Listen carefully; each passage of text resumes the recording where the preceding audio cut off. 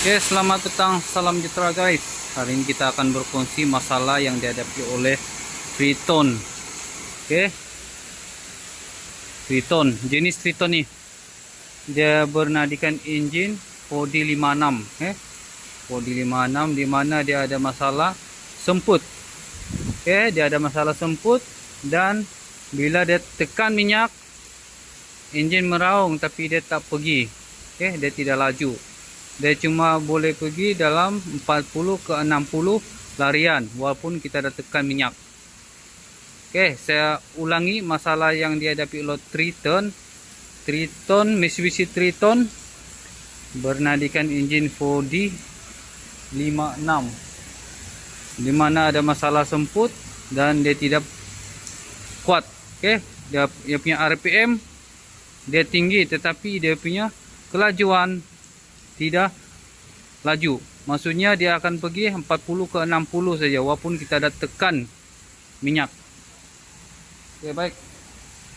Ini Triton, Mitsubishi Triton 4D56 dan menggunakan gearbox otomatik. Otomatik.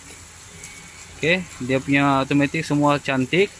Di mana ada masalah yang saya akan tunjukkan kepada Anda selepas nih guys, jangan kemana-mana, kita akan kongsikan.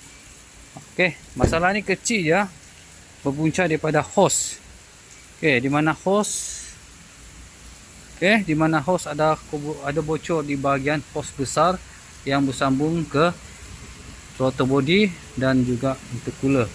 Di mana hose yang saya tukar di sini, yang ini adalah hose asal ya. Mana hose asal dia pecah. Oke. Hose asal dia yang ini.